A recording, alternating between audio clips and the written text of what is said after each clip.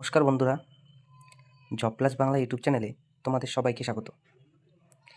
ইতিপূর্বে তোমরা সকলে জেনে গিয়েছো job plus Bangla YouTube channel তোমাদের সবার জন্য আপকামিং প্রতিটা চাকরির পরীক্ষায় জিকেতে 100% কমন পাওয়ার জন্য একটি জিকে সিরিজ চালু করেছে, যার নাম হলো টার্গেট 100% জিকে। এখানে চ্যাপ্টার ভিত্তিক এবং গুরুত্বপূর্ণ প্রশ্ন এমসিকিউ হিসেবে সলভ করা হবে।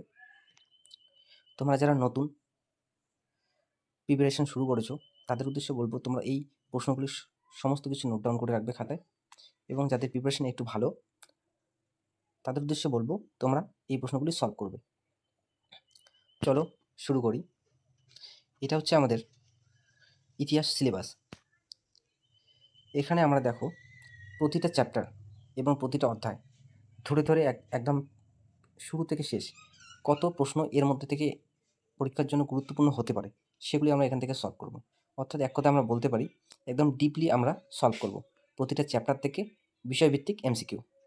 চলো, এর আগের ভিডিওতে আমরা করেছি সিন্ধু সভ্যতা এর আগে ভিডিওতে আমরা করেছি।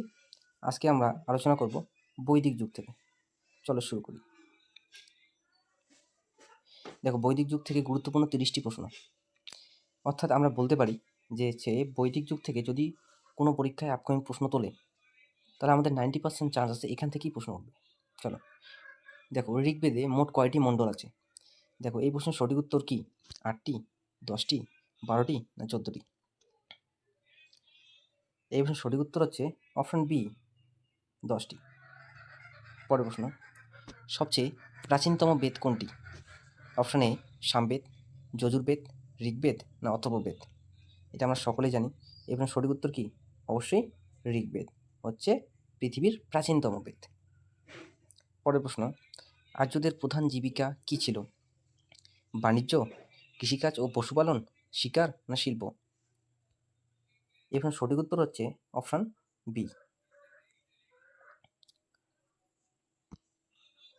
4 নম্বর প্রশ্ন, বৈদিক যুগে সভা ও সমিতি কি ছিল? ধর্মীয় স্থান, বিচার ব্যবস্থা, রাজনৈতিক প্রতিষ্ঠান না শিক্ষাকেন্দ্র? এই প্রশ্নের সঠিক উত্তর হচ্ছে অপশন সি, অর্থাৎ রাজনৈতিক প্রতিষ্ঠান। সভা ও সমিতি নামে দুটি রাজনৈতিক প্রতিষ্ঠান ছিল বৈদিক যুগে। পরের প্রশ্ন, গায়ত্রী মন্ত্র কোন বেদে রয়েছে? সামবেদ, ঋগ্বেদ, অথর্ববেদ না যজুর্বেদ? এই প্রশ্নের সঠিক উত্তর হচ্ছে অপশন বি, অর্থাৎ ঋগ্বেদ। চলো পরের প্রশ্ন, বৈদিক যুগে জন বলতে বোঝাতো কি? গ্রাম, পরিবার, উপজাতি না রাজ্য? এটা আমরা সকলেই জানি, বৈদিক যুগে জন বলতে বোঝাতো জনজাতি বা উপজাতি। Option C. পরের প্রশ্ন, কোন নদীকে ঋগ্বেদে সবচেয়ে পবিত্র বলা হয়েছে? গঙ্গা, যমুনা, সরস্বতী না সিন্ধু? সঠিক উত্তর একদম সি হচ্ছে সঠিক উত্তর। সি হচ্ছে এখানে সঠিক উত্তর। সরস্বতী নদীকে সবচেয়ে পবিত্র বলে মনে করেছে। ঋগ্বেদে সরস্বতী নদীর কথা আছে। বৈদিক যুগের প্রধান দেবতা কে ছিলেন? বিষ্ণু, ইন্দ্র, শিব না গণেশ? এই সঠিক উত্তর হচ্ছে ইন্দ্র। পরের প্রশ্ন, পুরোহিত শব্দটি কোন কাজের সঙ্গে যুক্ত? এটা আমরা সকলে জানি। এটা কোন কাজের সঙ্গে যুক্ত? যুদ্ধ, কৃষি, ধর্মীয় কাজ না বাণিজ্য? অবশ্যই এখানে সঠিক উত্তর হচ্ছে অপশন বি, ধর্মীয় কাজে, অপশন সি, ধর্মীয় কাজের সাথে যুক্ত। আর্যরা ভারতে কোথা থেকে এসেছিল বলে মনে করা হয়? আফ্রিকা, ইউরোপ, মধ্য এশিয়া না চীন থেকে? এটা নিয়ে অনেক ঐতিহাসিকদের মধ্যে বিতর্ক আছে, তো বেশিরভাগ ঐতিহাসিক মধ্য এশিয়াকে অ্যান্সার হিসেবে গণ্য করে। পরের প্রশ্ন, কোন বেদের সঙ্গীতের উল্লেখ বেশি পাওয়া যায়? সামবেদ, ঋগ্বেদ, যজুর্বেদ না অথর্ববেদ? অবশ্যই সঙ্গীত হচ্ছে সাম। অপশন এ হচ্ছে এখানে সঠিক উত্তর। পরের প্রশ্ন, বৈদিক যুগে গরুকে কি বলা হতো? সম্পদ, বন্ধু, দেবতা না বাহন? এই প্রশ্নের সঠিক উত্তর হচ্ছে অপশন এ, সম্পদ। রাজন শব্দের অর্থ কি? রাজন শব্দের অর্থ কি? অপশন এ পুরোহিত, রাজা, সেনাপতি না ব্যবসায়ী? সঠিক উত্তর এই প্রশ্নের সঠিক উত্তর হচ্ছে অপশন এবার সঠিক উত্তর হচ্ছে অপশান বি, রাজন বলতে বলা হতো রাজাকে। দেখো বন্ধুরা, তোমাদের কয়টি প্রশ্নের সঠিক উত্তর হচ্ছে অবশ্যই কমেন্ট করে জানাবে। বৈদিক যুগে সমাজ কয়টি বর্ণে বিভক্ত ছিল? 2টি, 3টি, 4টি না 5টি? কয়টি বর্ণে? ব্রাহ্মণ, ক্ষত্রিয়, বৈশ্য, শূদ্র, কয়টি? মোট 4টি বর্ণে বিভক্ত ছিল। পরের প্রশ্ন, নিচের কোনটি বেদের অংশ নয়? সংহিতা, ব্রাহ্মণ, অরণ্যক আর হচ্ছে উপনিষদ। এই 4টি হচ্ছে বেদের অংশ, তাহলে নয় কোনটি? অবশ্যই অপশান ডি হচ্ছে এই প্রশ্নের সঠিক উত্তর।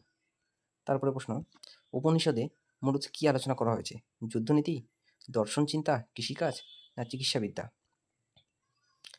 এবং সঠিক উত্তর হচ্ছে অবশ্যই বি, বি হচ্ছে এই প্রশ্নের সঠিক উত্তর। উপনিষদে কি বলা হয়েছে? উপনিষদ দর্শন চিন্তা নিয়ে আলোচনা করা হয়েছে। অসমের যজ্ঞ কার সঙ্গে সম্পর্কিত? কৃষিকাজের সাথে, শিক্ষার সাথে, চিকিৎসার সাথে না রাজশক্তির সাথে? এই প্রশ্নের সঠিক উত্তর হচ্ছে অপশন বি, অবশ্যই রাজশক্তি। প্রাচীনকালে রাজারা অসমের যজ্ঞ করতেন। বৈদিক যুগে শিক্ষাকেন্দ্রকে কি বলা হতো? বিদ্যালয়, টোল, গুরুকুল না মঠ? এবং সঠিক উত্তর হচ্ছে অপশন সি, গুরুকুল।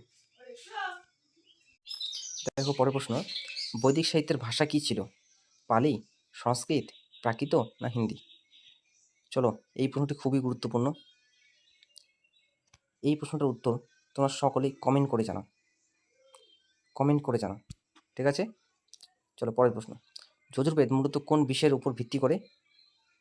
সঙ্গীত, যজ্ঞ, চিকিৎসা, জ্যোতির্বিদ্যা? বলো এই প্রশ্নের সঠিক উত্তর কি? সাম হচ্ছে সঙ্গীত, সামবেদ সঙ্গীতের জন্য, ঠিক আছে? আর হচ্ছে যজুর্বেদ মূলত যজ্ঞের যে নিয়ম কানুন আছে সেগুলি নিয়ে আলোচনা করতো। যজুর্বেদের বিষয়বস্তু কি? যজ্ঞের নিয়ম কানুন। পরের প্রশ্ন, অথর্ববেদে কি বিষয় বেশি রয়েছে? অবশ্যই তোমরা সকলে জানো এবং সঠিক উত্তর কি? অবশ্যই কি? যুদ্ধ, চিকিৎসা ও জাদুবিদ্যা না সঙ্গীত না রাজনীতি? অবশ্যই এবং সঠিক উত্তর হচ্ছে অপশন বি, অথর্ববেদ হচ্ছে চিকিৎসা ও জাদুবিদ্যা। বৈদিক যুগে পরিবারের প্রধানকে কি বলা হতো? পুরোহিত, গৃহপতি, সেনাপতি না রাজা? অবশ্যই এবং সঠিক উত্তর হচ্ছে গৃহের প্রধানকে বলা হতো গৃহপতি। দশরাজার যুদ্ধ কোন বেদে উল্লেখ আছে? অবশ্যই আমরা জানি দশরাজার যুদ্ধ হচ্ছে ঋগ্বেদের প্রধান বিষয়বস্তু। পরের প্রশ্ন, কোন প্রাণী বৈদিক যুগে সবচেয়ে মূল্যবান ছিল? ঘোড়া, হাতি, গরু না উট? চলো, এই প্রশ্নটির উত্তর তোমরা অবশ্যই কমেন্ট করে জানাও। এই প্রশ্নটির উত্তর তোমরা কারা কারা পাচ্ছ অবশ্যই কমেন্ট করে জানাও। পরের প্রশ্ন, সোম কি? দেবতা, পানীয়, অস্ত্র না নদী? এই প্রশ্নের সঠিক উত্তর হলো সোম কথার অর্থ এক ধরনের হচ্ছে পানীয়। প্রশ্ন নম্বর 26, বৈদিক যুগে নারীরা কোন অধিকার পেতেন? এটা আমরা সকলে জানি, বৈদিক যুগে নারীরা শিক্ষার অধিকার পেতেন। অপলা, গোপা, লোপামুদ্রা এগুলি ছিল কি? বৈদিক যুগের শিক্ষিত মহিলা। বৈদিক যুগের প্রধান বিনোদন কি ছিল? প্রশ্নটি খুবই গুরুত্বপূর্ণ। সিনেমা, রথদৌড় বা পাশা খেলা না ফুটবল না নাটক? অবশ্যই অপশন বি হচ্ছে এখানে সঠিক উত্তর, পাশা খেলা এবং হচ্ছে রথ দৌড়। পরের প্রশ্ন, উপনিষদকে কি বলা হয়? ধর্মগ্রন্থ, বেদের শেষ অংশ, মহাকাব্য না পুরাণ? এবং সঠিক উত্তর হচ্ছে উপনিষদকে বলা হয় বেদের শেষ অংশ।